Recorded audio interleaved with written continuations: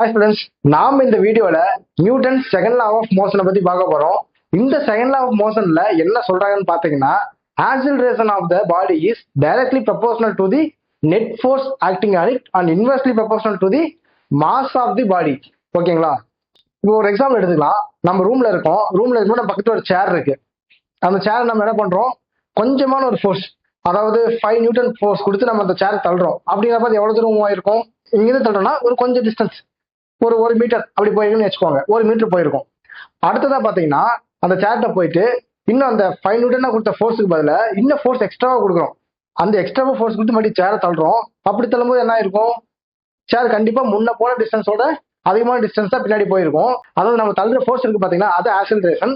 அந்த ஆக்சிலரேஷன் எதுக்கு டைரக்ட்லி ப்ரொபோர்ஷனலா இருக்கும்?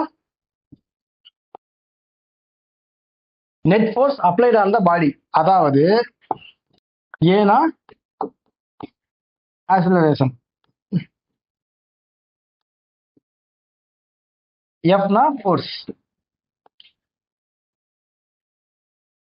acting on the body. ஓகேங்களா? அடுத்ததா பாத்தீங்கன்னா மாஸ் வந்து இன்வெர்ஸ்லி ப்ரொபோர்ஷனலா இருக்கும். இப்ப ஒரு டேபிள் இருக்கு. இந்த டேபிள்ல இது ஒரு சென்டர் பாயிண்ட். இப்ப பாருங்க, இந்த இமேஜ பாருங்க. இந்த இடத்துல ரவுண்டா ஒரு பால் இருக்கு.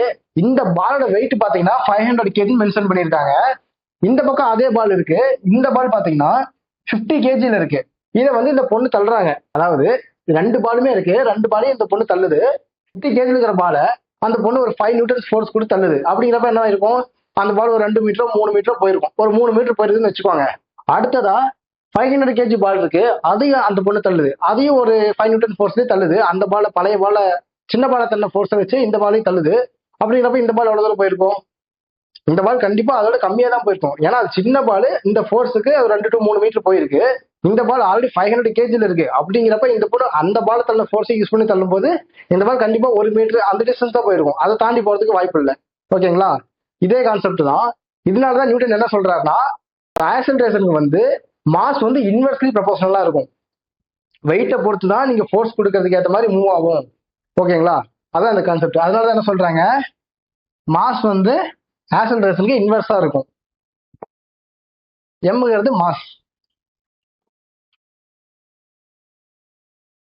ஓகேங்களா? இப்ப நம்ம எவ்வளவு ஃபோர்ஸ் அப்ளை பண்ணணும்னு கண்டுபிடிக்கணும்னா என்ன பண்ணுவாங்க, இந்த எம் இந்த ஏ கிட்ட போயிடும். அப்படிங்கிறப்ப force equal to mass into அக்சிலரேஷன்.